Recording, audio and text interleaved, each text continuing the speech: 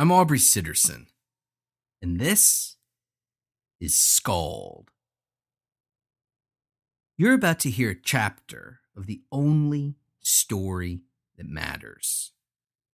This is true oral storytelling, designed to be performed aloud and then recorded in one single, flawless take. Though the story is an ongoing one, diving in right here isn't just acceptable, it's recommended. But if you'd rather start from the beginning, you can always go back and listen to previous episodes of the show for absolutely free. Or you can buy the prose ebooks on Amazon for only $2.99 each. This isn't me reading you a story. This is me telling you a story. This is SKALD, Part 41.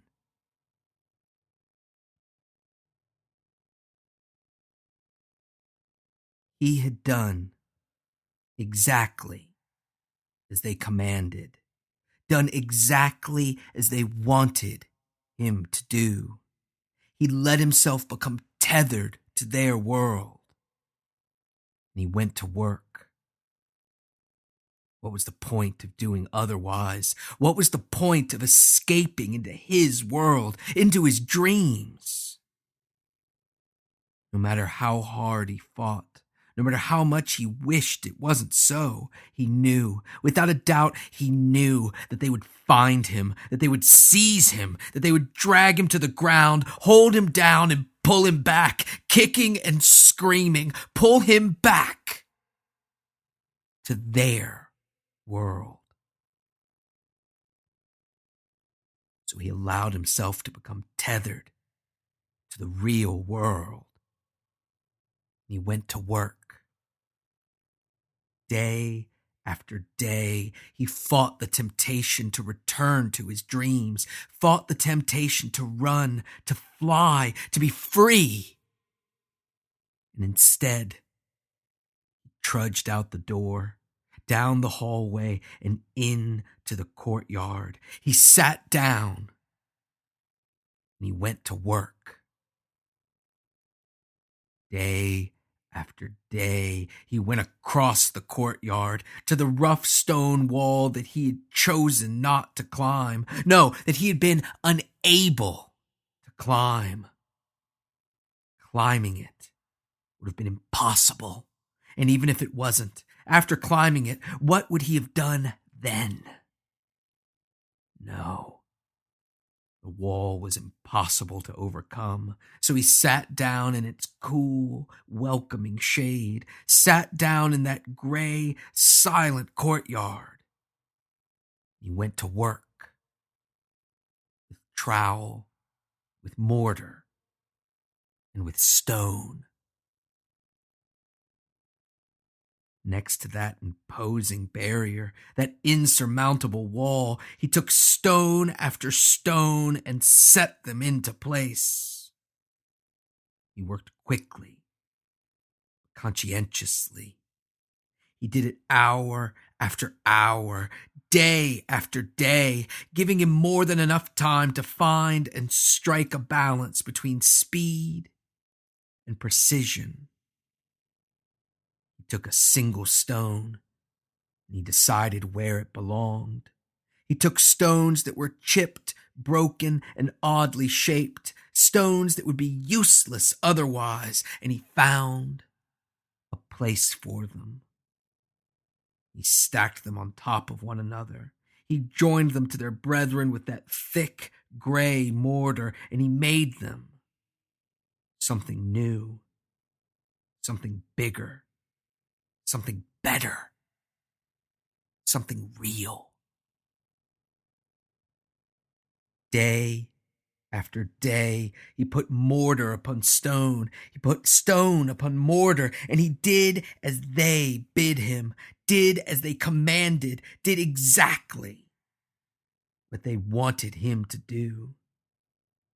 But his labors were not without their struggles. His memories of the real world, no, of the dream world, of the place where he once wasted his life away. They would creep up around the edges of his consciousness. They would fight through the haze. They would threaten to overtake him, to force him to deny this noble project, to shirk his duty, to forsake that which was the focus of his labors. If given a single opportunity, if given even the slightest opening, they would overtake him, they would consume him, and they would force him to turn away from that steadily growing wall. The wall. A new wall. A wall that, when completed, would be just as insurmountable, just as impregnable as the wall that lay beyond, the one that towered over him, the one that held him in, the one that protected him, not only from the world outside, not only from what he would do if released there, but protected him from himself. No, building this new wall was good work, work that would benefit not only himself, but all those that came after, guarding them, protecting them, holding them close and shielding them from harm. Not everyone was as wise as he was. Some poor patient in the asylum, maybe a day later, maybe a week, maybe a year, some poor soul would lack the fortitude to make the right choice, lack the knowledge to stay put, to do as they're told, to be a good boy. And that is why he must labor. That was why he must work, why he must put stone upon mortar, put mortar upon stone, over and over again. Not just for himself, but for them, for the others, for those weaker than him now, for those that would come later and would need the wall's protection. Building the wall was a good act, a noble deed. It was necessary work. So whenever the temptation crept in, whenever the urge to return to that meaningless, empty world of dreams threatened to rear its foolish, nonsensical head, he choked it down. He clenched his eyes shut as they had taught him. If necessary, he covered them with his hands. He pressed the base of his palms into his eyes and stunned his corneas into obedience. He lifted the rocks and he felt their heft, the weight of the world, the real world. He dug his fingers into the mortar and he meditated on the value of work, of real work, of that which changed, which affected, which improved the world around him. And if none of that worked, if the temptation still remained, he called out to them, called out to the proctors, and they rushed to his side. That holy plant, with that divine salve of the mind, with the crutch that eases the wise man's burden, with the anchor. And when they weren't bringing him the anchor, when they weren't helping him remember where he was, who he was, what was real, and what really mattered, proctors brought him what he needed, what he truly needed. Load after load, they came to him, grinning, eyes open wide. They came, they smiled at him, they complimented his work, they encouraged him, they goaded him on, and they brought him what he needed, all that he truly needed. Stones and mortar. He thanked them for their help, thanked them for allowing him to build his wall, to do this work, helping him to, for the first time in his life, to do something real, something that mattered. The proctor smiled. They patted him on his head. They told him that he was a good boy. He knew that they were right. They had always been right. He laughed to himself as he went back to work. He put mortar upon stone, put stone upon mortar, and mortar upon stone. He found the balance between speed and precision. And he went to work. Why had he struggled? Why had he fought? He had wasted so much time. He had wasted his entire life away. And for what? They had told him. The proctors, they had told him time and time again. They had explained it to him in painstaking detail, but he didn't listen. He wouldn't listen. He was foolish for attempting to exist outside the real world, foolish for attempting to live in that nonsensical dream, foolish for fighting what was and what had to be. But most of all, he was foolish for choosing such a difficult path.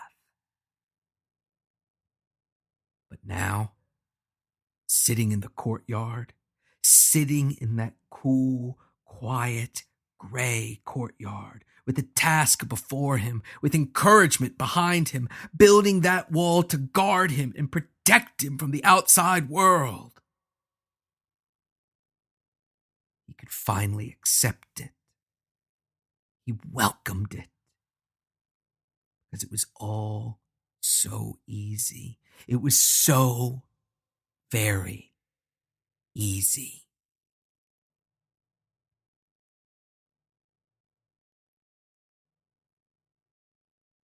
Mole awoke with a start.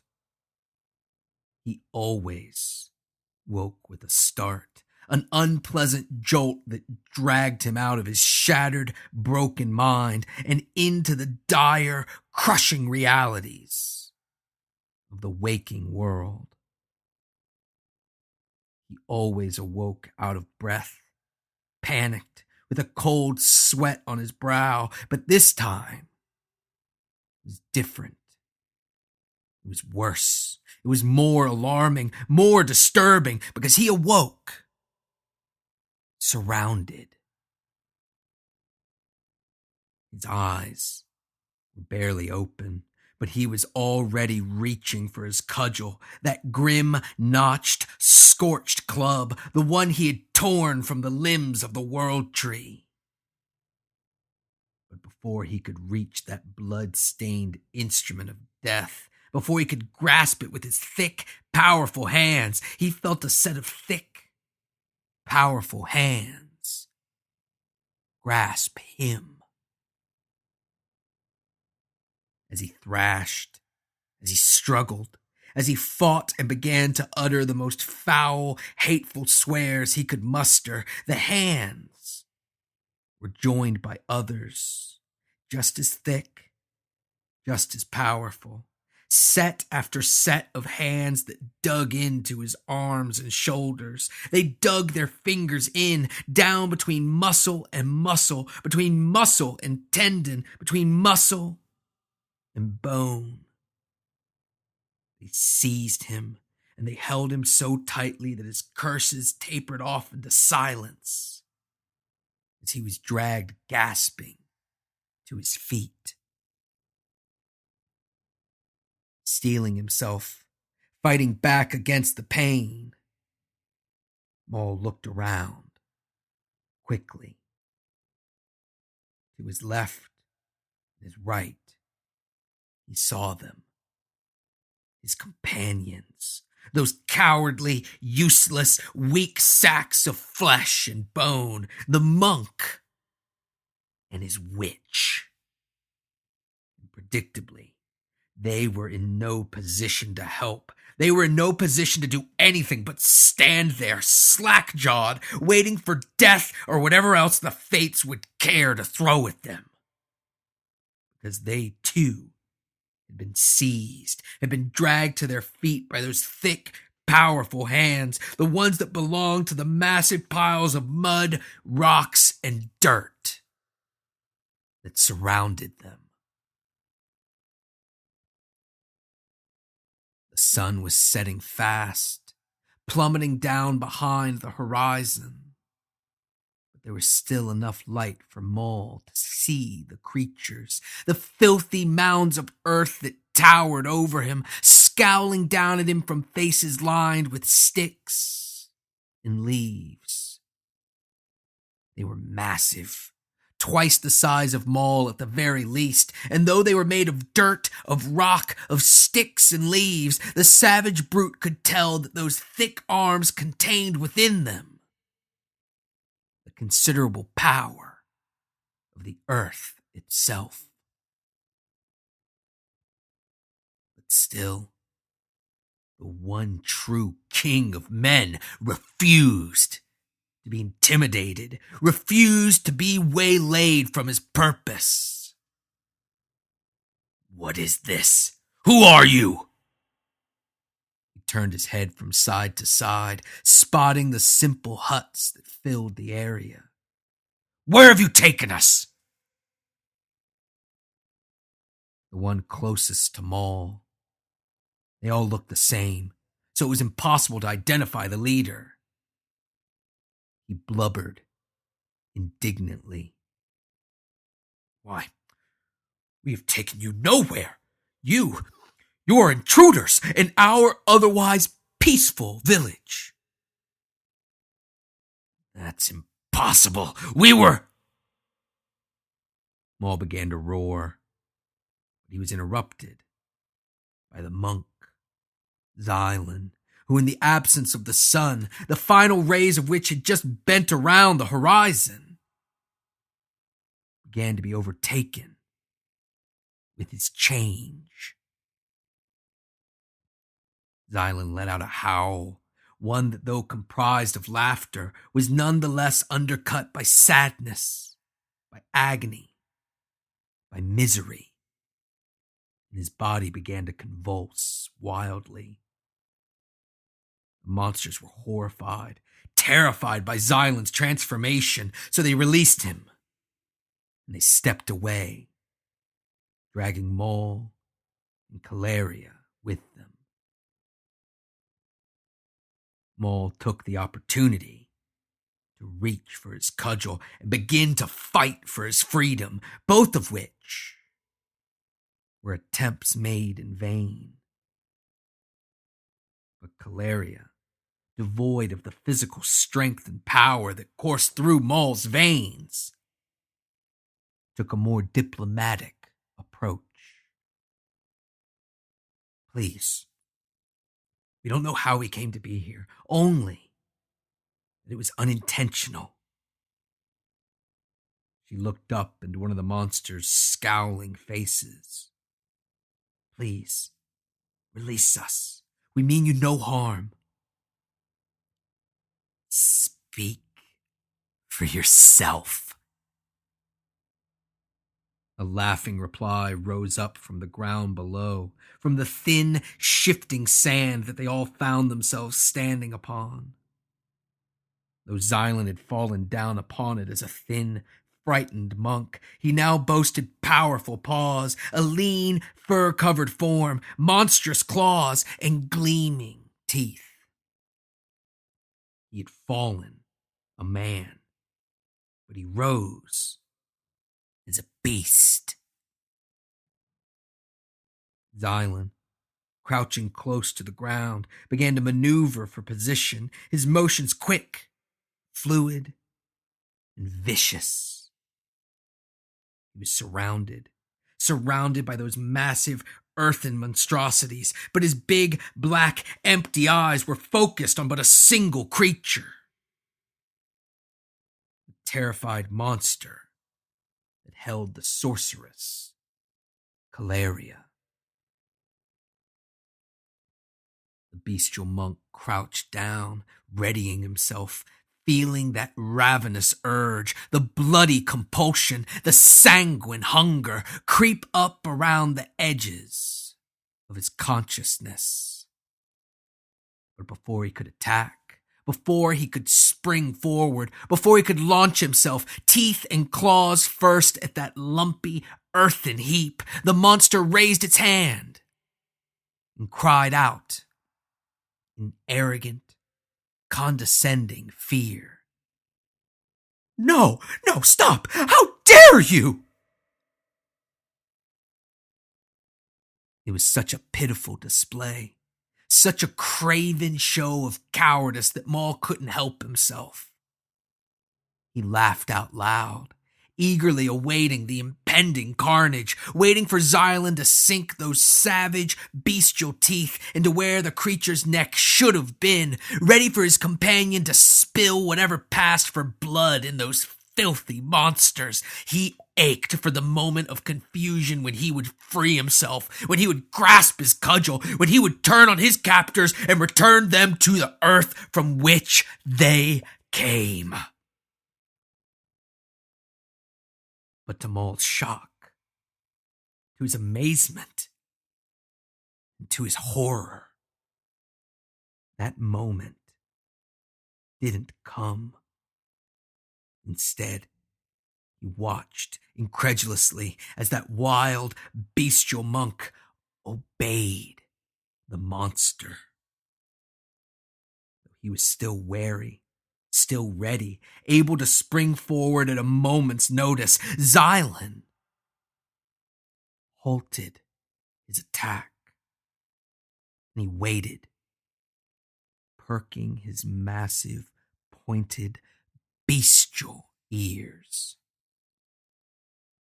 Are you no better than them? Are you no better than the trolls? The monster continued, as Maul shot a disbelieving glance at Caleria. Who are you to come here, to invade our home, to impose your will upon us? It is wrong. It is immoral. Maul wanted to laugh again, wanted to mock the absurdity of it, to sneer at the monster's cowardly attempts to avoid combat, but to his dismay,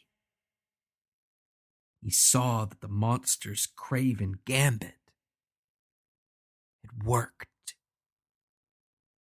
Xylan's body language shifted. It weakened. He was no longer a wild beast ready to attack, but instead he had turned into a beaten mongrel, a disciplined cur, his head lowered, his tail between his legs. Xylan had been shamed by the monsters. You animal! You scoundrel! You beast! The other heaps began to join in, shaking their heads and clicking their tongues at the now cowering, quivering monk. You would attack us? Do violence to us? Are you that low, that foul, that bereft of morals? Maul watched, feeling the anger rise up within him, the rage that always accompanied his confusion. And then he turned back to Caleria and found that the sorceress was as bemused as he was. Wait, we didn't come here. We went to sleep in the tundra and only awoke when you seized us. Another monster spoke up, but he was no less indignant, no less arrogant, no less condescending, no less offended and offensive in his tone. Look around you. He scooped up a handful of the soft, white sand that covered the ground, allowing it to flow quickly between his thick, powerful, muddy fingers. Just look. Look at what our village is built upon. Sand. Caleria screwed up her face in confusion. I don't understand. Of course you don't. Of course you don't. You don't live here. You aren't one of us. The monster raised its head and cried out to the heavens. You have no idea what it's like to have your home constantly on the move with no foundation but the shifting sands of fate. As Caleria allowed herself to ruminate on the monster's words, she began to feel sadness, to feel sorrow, to feel pity. It sounds terrible. And it is. The monster lowered its head to stare deep into Caleria's eyes, and as it did, she acquiesced, she gave in, she became overcome with shame. And the monsters released her. The only thing that's constant, the only thing here that's firm enough to build upon, is our morality. It's all that separates us from them. Maul, King Maul, the one true king of men, he whose life had been nothing but suffering, nothing but struggle, but rage and hate. He did not feel shame. He couldn't feel shame. He wouldn't feel shame because he knew instinctively, deep within his savage heart, he knew that shame wasn't something you were made to feel. Shame was something you chose to feel. Shame was something you allowed to have done to you, and Maul was done. He was finished. He was through allowing anyone to do anything to him. What are you fools even talking about? Maul began to struggle against his captor once again, began to fight against those thick, powerful fingers, the ones that held him so tight that his hands began to go numb and cold. We didn't invade your home. Your home invaded us. It fell upon us as we slept. The monsters were mortified. Whose fault is that? Certainly not ours. Xylan hid his face as he spoke, hid his teeth, his fur, and his big, black, empty eyes in shame. They're right. They're right, Maul. You can't blame them. Caleria went to Xylan, placing a gentle hand upon his arm. They can't help what happened. It's wrong for us to take it out upon them. It's wrong for us to blame them. Maul couldn't believe what he was hearing. Wrong? Wrong? You don't speak to me of what's wrong. Talking about what's wrong is for those too cowardly to make things right. And do you know what's right? Do you? Still unable to free himself, Maul began to thrash and to scream, his eyes going wide in rage, growing bloodshot from the fury boiling up inside of him. What's right is me returned home. What's right is me on my throne. Me getting what I deserve, what is mine. That is what is right. The monsters, Xylan and Caleria, they all looked on at Maul, aghast, horrified at his outburst, but more than that, disgusted by the sentiment it betrayed. And as they stood there, another monster arrived, bearing a basket of crusty bread and a jug of muddy water. I'm sorry that you feel that way. Maul remained livid. I don't feel that way. That's the way that it is. The only thing I feel is rage. He tried again to free himself from the monster's grasp. I feel rage in your big, dumb hands upon my shoulders, and that is all. Caleria took a long drink from the jug, and Xylan gnawed on the bread, chewing shamefully with his gleaming, white, bestial teeth.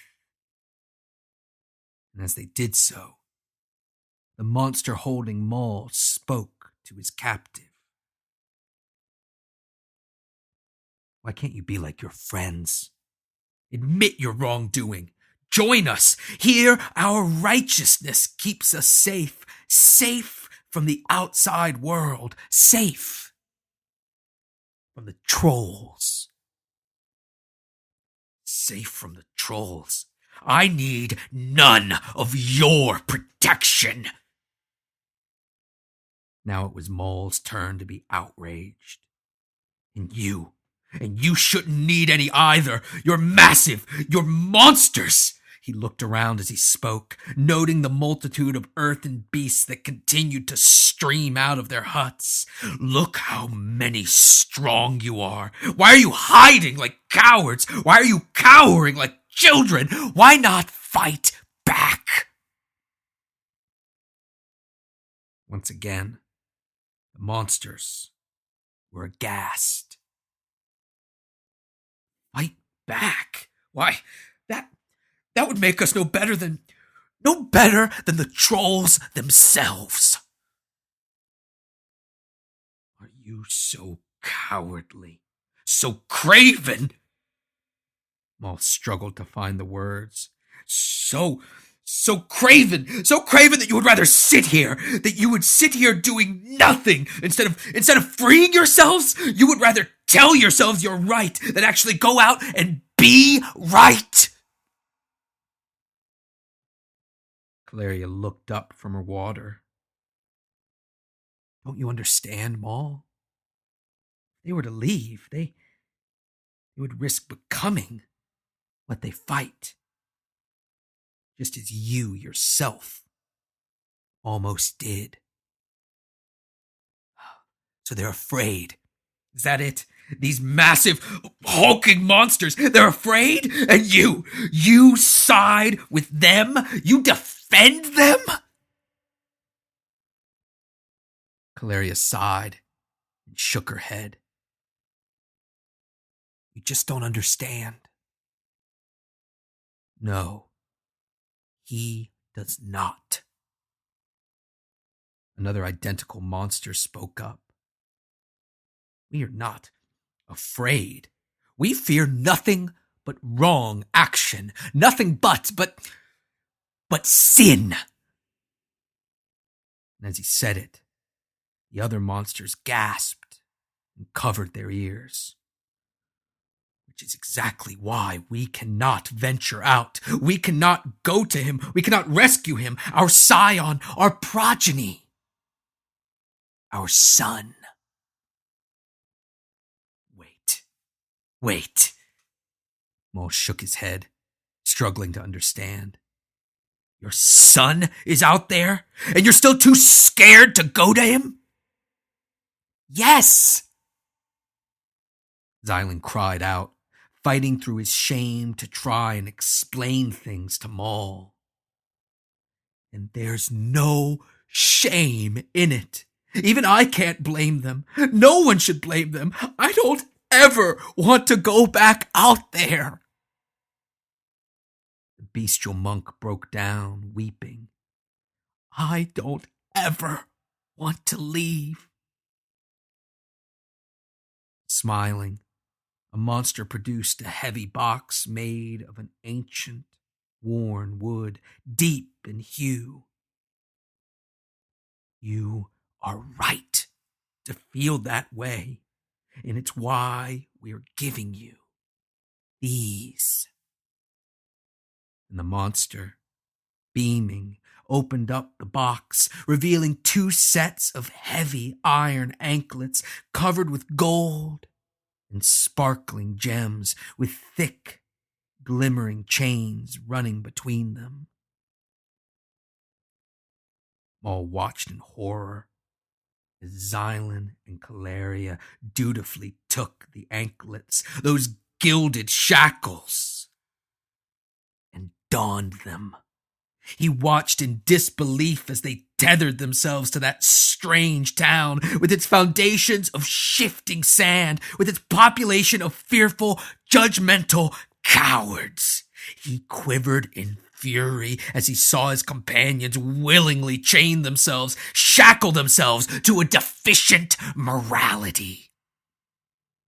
You two gutless, disgusting cowards! You can choose to give up. You can choose an easy path. Choose to become chained.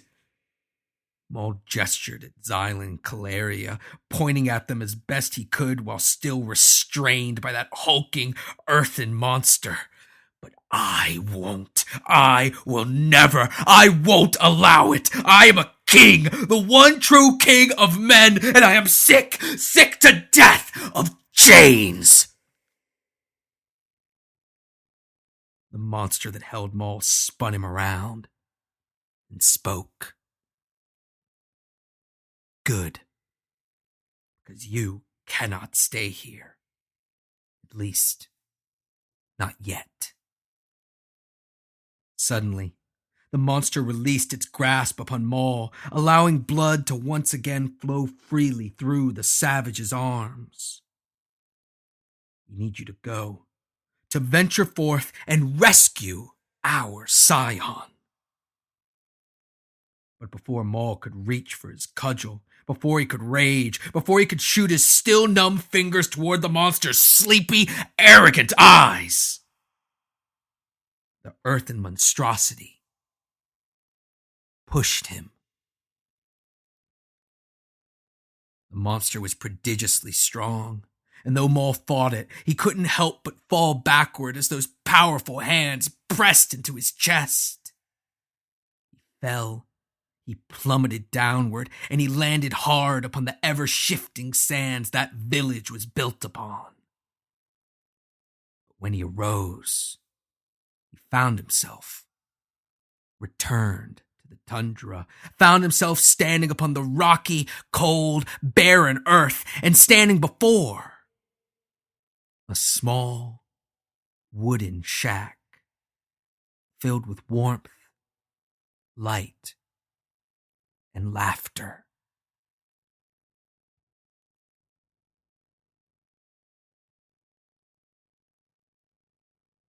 Your listens and downloads are always appreciated, but I need to ask you for help with something else. Amazon reviews. SKALD Volume 1 has a bunch of really great ones, but SKALD Volume 2 has very, very few. Good reviews are the only way to make SKALD stand out from the very crowded, self-published pack. So please, take a few minutes and say a few kind words about the only story that matters. I love doing SKALD, but I'd be lying if I said it wasn't a difficult, time-consuming process. That's why I need your support. SKALD has no advertisers and is not part of some big podcast network.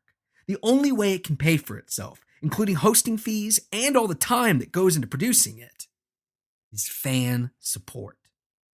To help pitch in and keep SKALD going strong, head to patreon.com/SKALD.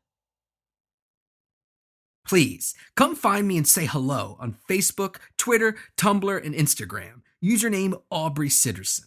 Or hit up AubreySitterson.com for links to everything, including SKALD, the SKALD ebooks, my comics writing, my wrestling talk show Straight Shoot, bio, contact information, and more, including deets on the upcoming Street Fighter G.I. Joe crossover, which I happen to be writing for comic book publishers IDW. W.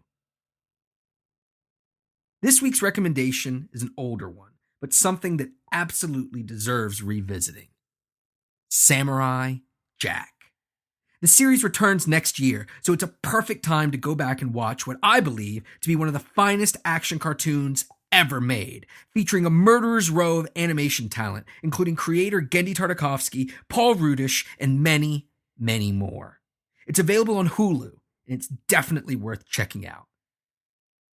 Thanks for listening. I'll talk at you next week.